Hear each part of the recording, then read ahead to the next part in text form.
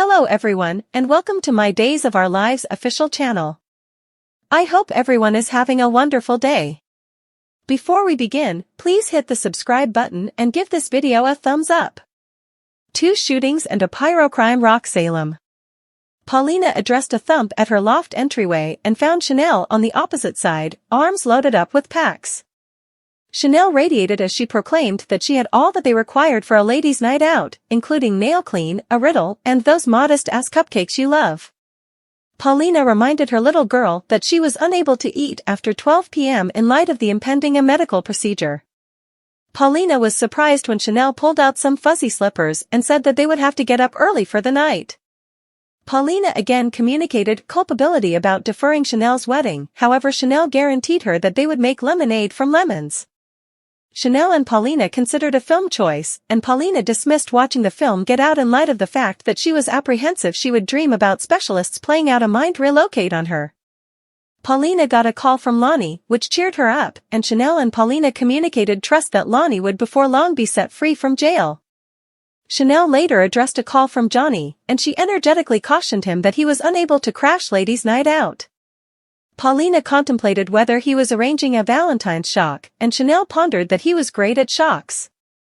After a series of Go Fish, Paulina asked what her girl cherished most about Johnny. Chanel insightfully recorded Johnny's great characteristics, including his solidarity, weakness, humor, and imagination, and the manner in which he caused her to have a good sense of reassurance and regarded. She called him the entire bundle, to which Paulina joked, "I thought you were about to say he was a decent smoocher." The second was intruded on when Paulina got a call about Harris's shooting. Paulina arranged to leave and get an update, yet Chanel requested that she wait. Chanel developed upset after Paulina attempted to enlighten her regarding getting to the items in a safe should Paulina pass on, and Paulina support her little girl by saying she would beat diseases but. As they arranged to tidy up and turn in, Chanel inquired as to whether she could creep into Paulina's bed like she had when Chanel had been youthful. Paulina said that sounded pleasant yet contemplated whether she would have to get a spotlight for a shadow mannequin show. Paulina reassured Chanel that she intended to remain for a considerable amount of time as the women gave each other hugs. When Stefan came up, Ava, Tripp, and Wendy were having dinner at the bistro. An irritable Tripp commented, "It's good to see you completely dressed." Stefan advised Tripp to fail to remember what he'd seen among Ava and Stefan, however Tripp weeped over, "It's singed into my mind." Ava reminded Tripp about their arrangement to regard limits and left to get some air. While trying to end the abnormal quiet that followed, Wendy jested, "Anyway, what about that Super Bowl?" Tripp let Stefan know that he'd guaranteed his mother he wouldn't agree that a word, yet their discussion was interfered with when Tripp got a call from a hysterical Ava, who asked that Tripp go to the shipping bays. Ava showed up at the shipping bays and was stunned to find Harris draining on the ground. She hurried over and beseeched him to remain with her as he streaked back to the shooting. She advised him to hold tight while she called Tripp. At the point when Tripp, Wendy, and Stefan arrived, Tripp advised Wendy to call 911 and trained Stefan to get supplies. Tripp immediately applied strain to Harris's injuries as alarms cried somewhere far off. Ava, irritated, murmured to herself that this was not intended to occur. After Stefan above and addressed what she implied, Ava streaked back to Harris's affection admission and his solicitation that she entrust him with reality. She said it didn't make any difference what she implied, and she asked Tripp to save Harris's life. While Tripp was on the phone with 911, he informed the responder that a 50-year-old man needed fluids and had been shot in the chest and left arm. Jada showed up at the police headquarters with supper for Rafe and herself. They talked about the drug raid and the officer-involved shooting that had occurred there, and she asked if it counted as their dinner date. Rafe refreshed her that they had authority of the street pharmacist's body and that an examination would be performed. Rafe received a call regarding Harris's shooting after they inquired about his whereabouts. Rafe and Jada showed up at the shipping bays alongside the paramedics. Jada left, nonetheless, after Rafe got a call about another shooting. Rafe interrogated Ava concerning what had occurred, however Ava made sense of that she had found Harris after he'd proactively been shot. When Ava heard Tripp tell the emergency responders that he couldn't find Harris's pulse and called for a defibrillator, she was in a state of panic. Harris was revived and taken to the hospital after being shocked and compressed by Tripp and the medical professionals. As the group looked concerned, Rafe promised to find out what had happened.